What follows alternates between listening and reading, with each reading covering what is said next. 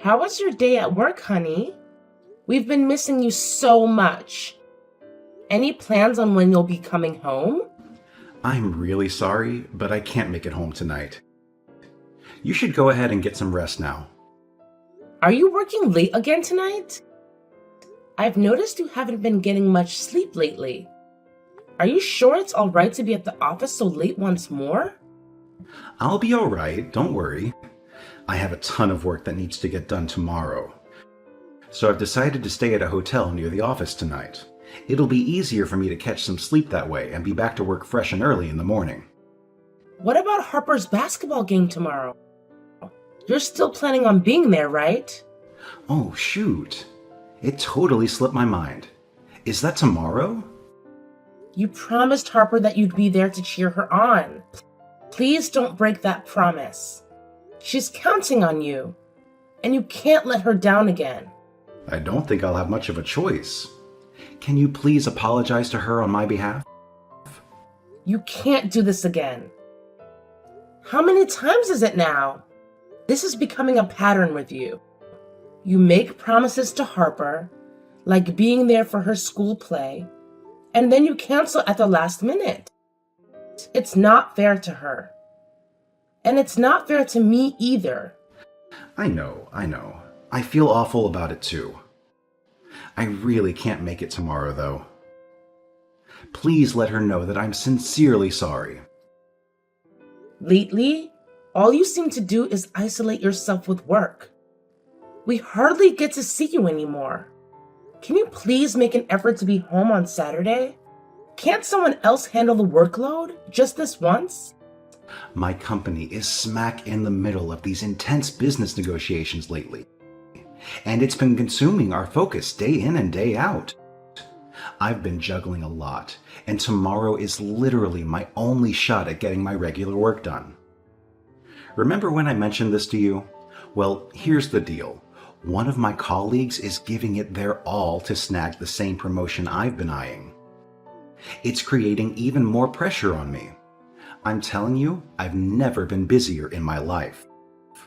I really need you to understand where I'm coming from on this. This colleague, the one you told me about before, is like my rival now. I can't afford to lose to him. If I take a day off amidst these crucial negotiations, it's almost guaranteed. I want to talk to you about Harper. She's been incredibly dedicated to practicing for this game, and she's genuinely excited to demonstrate all the hard work she's invested. It's heartwarming to witness her enthusiasm. I can honestly say I've never seen her this excited about anything before. I don't think you fully grasp the impact it would have on her if you don't show up. It would be really disheartening, and she would feel let down. I'm stuck between a rock and a hard place here. Tell me, what do you expect me to do? I understand that Harper will have other games, but this promotion opportunity might be my only shot. I need to prioritize it. I promise. I'll make it up to her and be there for the next game without fail. How many times have I heard that from you?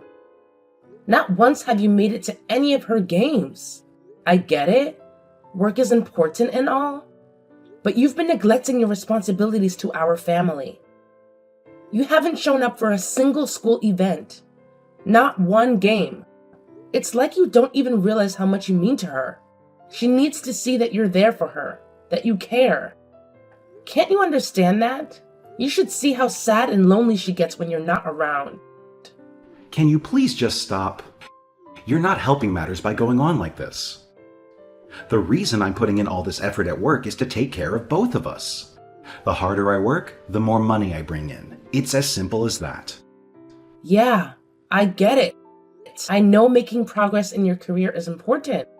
What's the point if it means sacrificing time with the ones who mean the most? You're already earning enough to take care of us in your current position. So why push yourself so hard? Whoa, hold up. Is that what you're trying to say? That all the work I'm putting in is just pointless? Let me remind you that our entire way of life, the money we have, the house we live in, it's all because of my job. Don't try to deceive me. Your work is all about you, isn't it? It's about trying to climb the ladder and show off to everyone. It's got nothing to do with truly providing for me and Harper. If it did, you'd make an effort to be there with us. If you keep making your work the number one priority all the time, one day you'll wake up and realize just how distant you've become from your own family. Distant? What are you talking about? Do you even realize how Harper sees you as her parent? How can you expect her to feel any affection towards you when you constantly break her promises and never bother to be at home? If you keep going down this path, one day you'll wake up and realize that the bond between you has faded away. By then, it'll be too late to fix it. You'll see that the affection she has for you now won't be the same. Wow. By your words, it sounds like you might not love me anymore either. What kind of cruel prediction is that? It's because you hardly show any affection towards Harper. What do you expect? You've broken promise after promise, time and time again. At this rate, it's only natural that as she grows older, she won't feel a strong connection to you. You're putting way too much pressure on our relationship, especially between me and Harper. This is just how fathers typically interact with their children, whether it's a son or a daughter. I know it might seem odd to you, but there have been plenty of times when I didn't have much of a connection with my own father either. I get it. As adults, we naturally talk to our parents less when we have our own lives and families. But Harper is still young, and she doesn't understand why her own father shows so little interest in her. It's leaving her with the feeling that you don't truly love her. If things continue like this, the gap between you will only grow wider as she gets older. And it might happen sooner than you realize. You could say that's a good thing, though. She needs to be independent someday. Why are you so indifferent? Haven't you seen those stories about people passing away all alone because they're completely disconnected from their families? If you keep going down this path with Harper, you might end up in the same boat, left with no one by your side. Oh, come on. That's a really dramatic conclusion to reach. And it'll never happen like that with me and Harper. It's hard for me to grasp how you can believe that, especially when Harper is just 8 years old and you're already so distant. If things continue like this, in 10 years, she might not have any interest in you at all. How can you be okay with the idea of not having any kind of relationship with your own daughter?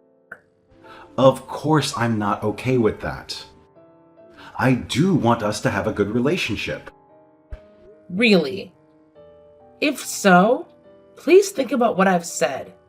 Think about your relationship with Harper and your behavior towards us as a family. I'm not at all saying that you should give up on your dreams and ambitions with your career. Please try to find a balance that allows you to spend a little time with Harper. No, I understand. Maybe I have been a bit too single-minded about work. I promise I will make more of an effort to be there for Harper's games. I'll try to set aside more time to be with the two of you. Thank you. I will tell Harper that you won't be able to make it to the game tomorrow morning. Would you at least mind calling her before the game to wish her luck? That way, she at least hears from you. But I know your encouragement would mean the world to her. Yeah, I can do that.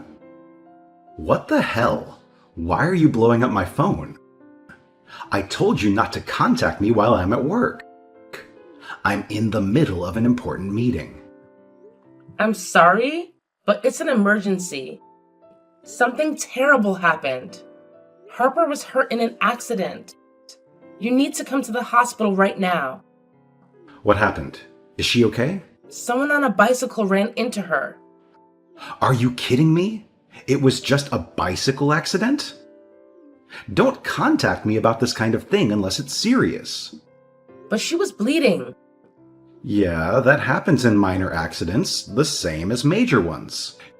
You are totally overreacting to a bicycle accident. These things happen.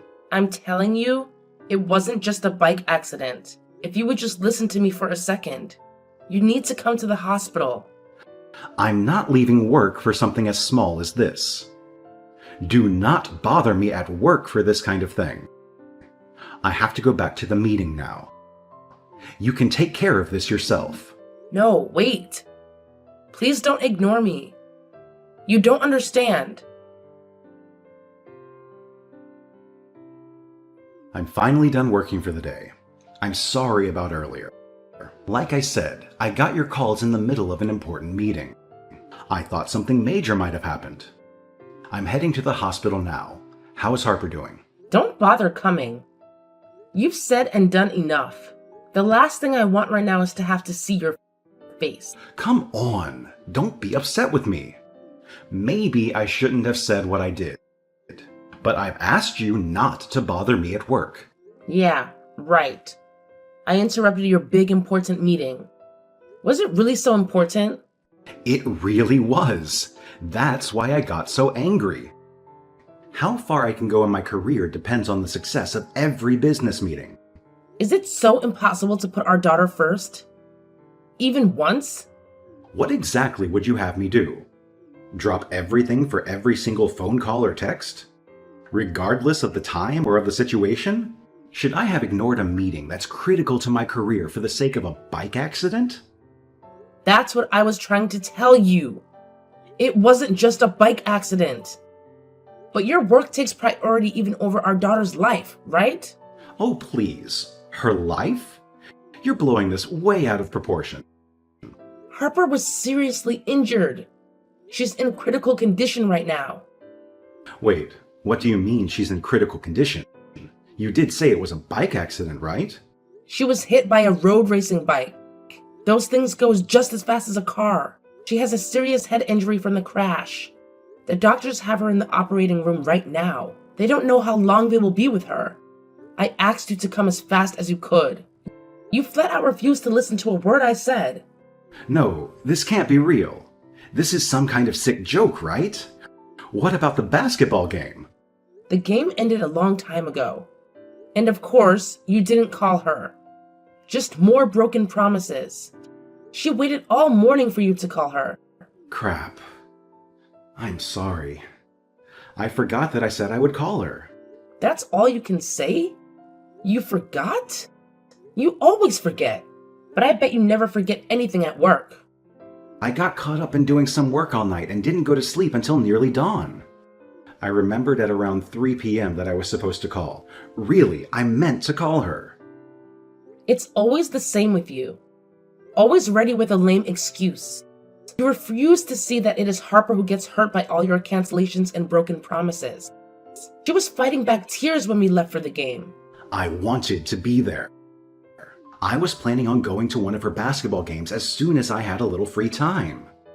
Stop making excuses. It's your fault that she was in the accident in the first place. Me? How is it my fault? She wanted to make a stop on the way home after her game was over. She asked if we could go to the sweet shop near our house. The one with the locally made dark chocolate that you like? I know it. But Harper doesn't really like most of what they have there. What did she want there? She wanted for you to care about her. She wanted to buy you the chocolate that you love so that you would pay attention to her. She wanted to go for me? The accident happened on the way back home. If you had been to the game like you promised, she wouldn't have felt the need to try and buy your attention. That's all I can think about right now. She is hurt right now and wouldn't be if you had just kept your promise. That's ridiculous. This has nothing to do with me. Why did you let her go to the sweet shop on her own? She's hurt because you weren't watching her like you should have. I was walking behind her the whole time. Don't try and lecture me about something you didn't even see. The bike rode straight through a red light without ever slowing down. There was nothing that I could have done. Believe me, I wish there was. And let me guess. Next, we're going to say it was Harper's fault for wanting to go to the sweet shop in the first place. You should have at least held her hand. Who lets a kid her age walk by themselves? She's not a baby anymore. You might have noticed that if you had anything to do with raising her, and since you have never taken part in raising her, you don't get to say things like that to me. She may not be a baby, but you should still be holding her hand and keeping her safe. You do know that she is 8 years old now, right? We are well past the age where she needs her hand held all the time. She goes to school and walks home by herself. She rides her bike to her friend's house all the time. It's idiotic to say that she still needs her hand held all the time. It just shows how detached you really are from her life. Look, I'm sorry. I didn't mean it that way. I shouldn't be trying to put the blame on you. I'm just panicking. Does panicking make it okay to accuse me of neglecting my daughter? I've heard that in situations just like this that people show their true nature. I guess now I know how you actually feel about me. I'm glad I finally understand. You want to relieve yourself of any blame by putting it all on me. No, that's not it. I don't believe you. Have the doctors said anything else about Harper? Is she going to be okay? Hey, why aren't you responding? What happened? How is Harper? Any improvement? What do you mean? You haven't had any interest in your family before this. Why would you suddenly care now? That's not true and you know it. I've been so worried about her that I can barely focus on anything. I haven't been able to get any work done for the past 3 days. Have you spoken to your parents in the last few days? Unlike you, they rushed to the hospital as soon as they could when they heard she was injured, and their home is further away from the hospital than your office is. Yet they still managed to beat you here. I know. I was wrong. How many more times do you want to hear it? I didn't react when you slapped me because I know I deserved it. Do you remember the looks on both of our parents' faces when you finally arrived? I hope their cold looks made you feel unwelcome. It was a relief when your mom and dad kicked you out of the room. They just wanted me to give you some space and told me to try not to upset you for a little while. Dad said you were angry enough without me being in the room and to just let you be. Your father said that, did he? If you had stayed in the room any longer, I don't think I would have been satisfied with just slapping you.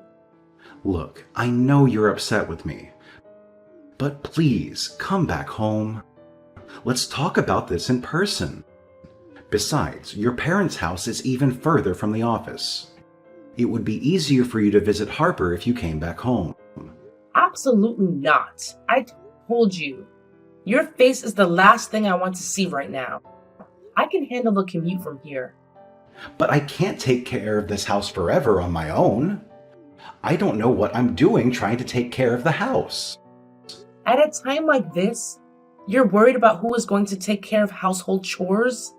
Surely you can manage to take care of things as simple as sweeping and laundry on your own. I can't believe this. I am so fed up with you. No, that's not what I meant. I just meant that the house should be clean for when Harper comes home from the hospital. As far as that goes, the state of the house doesn't matter. She's not going back there when she's released from the hospital. If you are worried about the house being dirty, you should probably learn how to take care of it yourself. What? What do you mean Harper won't be returning here? Harper woke up. She did? That's great! But she may never be fully healed. The doctor says she will likely have ongoing problems as the result of her injuries. Ongoing problems? Like what? She has a memory disorder now. She has lost all her memories of you.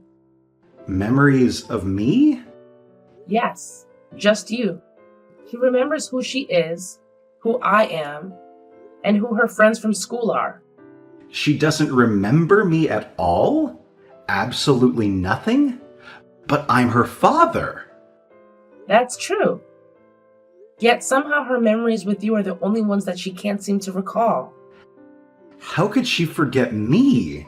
How is that even possible? I don't know how people's brains work, but according to the doctors, it does apparently happen sometimes. People lose specific memories while keeping others. But the memories can return, right? There have to be cases where a person's memories come back after they lost them. I have no idea. It could turn out to be a temporary thing, and her memories gradually return over time, or it could be this way for the rest of her life, and her memory never returns. But this doesn't make sense. How can she only forget one person? Her own father? Doctors say they can only guess, but I think it's because she's been hurt by you so many times. I think forgetting you is a way that Harper protected herself. What the hell does that mean? If she doesn't remember you, then she doesn't have to feel the pain of thinking that you don't care about her. She doesn't have to feel the hurt and sense of betrayal that your absence and broken promises cause. Yes, it means she loses her memories of you and won't feel any affection toward you. But she also doesn't have to deal with your rejection anymore. Betrayal? Did I really hurt her as bad as that? To the point that she wanted to forget about me? Honestly, I don't know. It's only a guess. But it is strange that, out of all the people she knows, you are the only one she forgot. To be honest, I wish I could forget about you too. What are you saying?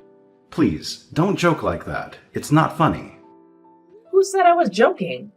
I've already been in contact with an attorney. He is beginning the process of filing for a divorce.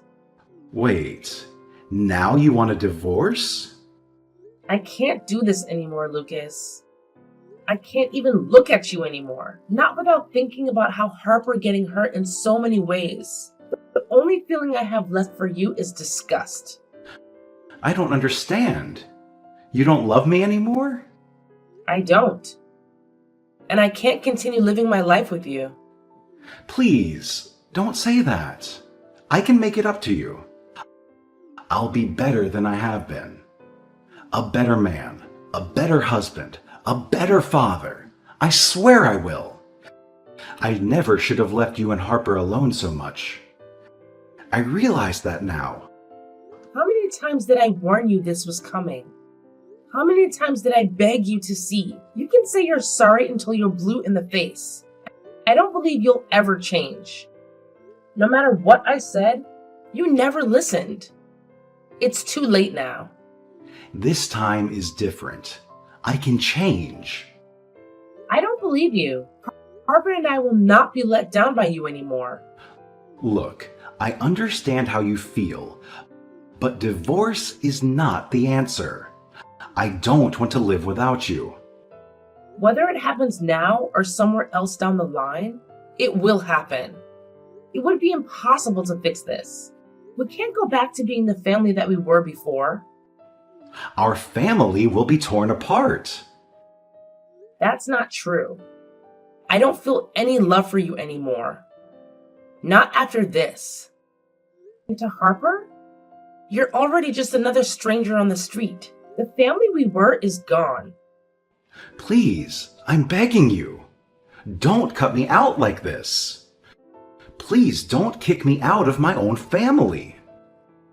You were the one that purposefully isolated yourself from our family and focused solely on work. If anyone cut you out of the family, it was you. The inevitable result of your decision to isolate yourself is that your child would forget you. I divorced him not long after that. Both his parents and mine supported me in the divorce, even though he fought me every step of the way. But eventually, our families were able to talk to him into seeing reason and agreeing to the divorce. I received child support money from him every month to help raise our daughter. I heard that ever since he started having to live alone, he hasn't been able to focus on his work at all. His work performance dropped drastically after he lost a fierce competition with his colleague. He fell into depression that started his life on a downward spiral. And he ended up leaving his career behind altogether. Just for Harper, she was released from the hospital and has recently been able to start walking to school on her own again. The doctors were worried that there may be damage to her brain that they weren't able to detect. But so far, she has had no problem returning to her studies. She smiles more and is livelier than she ever was before her accident. She has not mentioned or asked about her father even once.